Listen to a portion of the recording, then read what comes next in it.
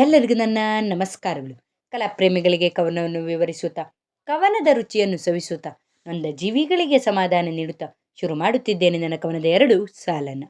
ಇವತ್ತಿನ ನನ್ನ ಕವನ ತುಂಬ ಅದ್ಭುತವಾಗಿದ್ದು, ಸರಸ್ವತಿಯ ಬಗ್ಗೆ ಕವನವನ್ನು ಬರೆದಿರುವುದು ತುಂಬ ಖುಷಿಕರ ಸಂಗತಿಯಾಗಿದೆ. ವಿದ್ಯೆ ಎಂಬುದು ಜೀವನದಲ್ಲಿ ಎಲ್ಲರಿಗೂ ಬೇಕೇ ಬೇಕು. ವಿದ್ಯೆ ಇಲ್ಲದವನು ಹದ್ದಿಗಿಂತ ಕಡೆ ಎಂದು ಹೇಳುತ್ತಾರೆ. ಅದಕ್ಕಾಗಿ ನಾವು ವಿದ್ಯೆಯನ್ನು ಪಡೆಯಲೇಬೇಕು ಹಾಗೂ ಸರಸ್ವತಿ ಮಾತೆಯನ್ನು ಆರಾಧಿಸಬೇಕು ಎನ್ನುವುದರ ಬಗ್ಗೆ ಕವನವನ್ನು ಬರೆದಿದ್ದೇನೆ. ಸರಸ್ವತಿ, ವಿದ್ಯೆಗೆ ಅಧಿಪತಿ ಸರಸ್ವತಿ, ಎಲ್ಲರಿಗೂ ವಿದ್ಯೆಯನ್ನು ನೀಡಿ ಕರುಣಿಸುವ ಮಾತೆ.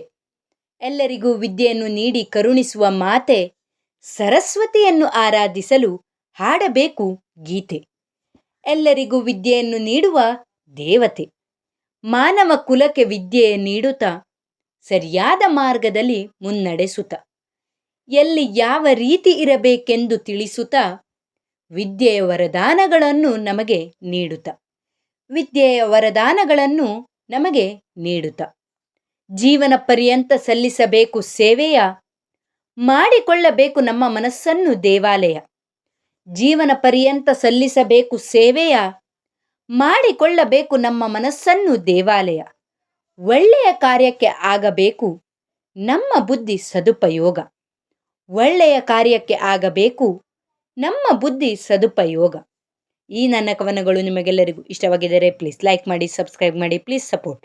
ಹಾಗೆ ನಾನು ಮುಂದೆ ಯಾವ ರೀತಿಯ ಕವನವನ್ನು ಬರೆಯಬೇಕೆಂದು ಪ್ಲೀಸ್ ಕಮೆಂಟ್ ಬಾಕ್ಸಲ್ಲಿ ಮೂಲಕ ತಿಳಿಸಬೇಕೆಂದು ನಿಮ್ಮ ಮನವನ್ನು ಗೆಲ್ಲಲು ಪ್ರಯತ್ನಿಸುತ್ತೇನೆ. ಉತ್ತಮವಾದ ವಿಡಿಯೋ ನಾನು ಬರೆದಿರುವ ರಾಷ್ಟ್ರ ನಮನ ಎನ್ನುವ ಕವನದ ವೆಬ್ಸೈಟನ್ನು ನಾನು ಅಪ್ಲೋಡ್ ಮಾಡಿದ್ದು, ಆ ಲಿಂಕನ್ನು ನಿಮಗೆ ಕಮೆಂಟ್ ಬಾಕ್ಸಲ್ಲಿ ನೀಡಿದ್ದೇನೆ. ವೆಬ್ಸೈಟ್ ಮೂಲಕ ಕೂಡ ನನ್ನ ಕವನವನ್ನು ನೀವು ವೀಕ್ಷಿಸಬಹುದು. ಈಗ ಸದ್ಯಕ್ಕೆ ಒಂದೇ ಕವನವನ್ನು ಅಪ್ಲೋಡ್ ಮಾಡಲಾಗಿದ್ದು, ಇನ್ನು ಉಳಿದ ವಿಡಿಯೋಗಳ ಕವನಗಳನ್ನು ಕೂಡ ವೆಬ್ಸೈಟಲ್ಲಿ ಅಪ್ಲೋಡ್ ಮಾಡುತ್ತೇನೆ. ನೀವು ಆ ವೆಬ್ಸೈಟ್ ಲಿಂಕನ್ನು ಓಪನ್ ಮಾಡಿ ಕವನವನ್ನು ಓದಬೇಕೆಂದು ನನ್ನ ಕೋರಿಕೆಯಾಗಿದೆ. ಧನ್ಯವಾದಗಳು.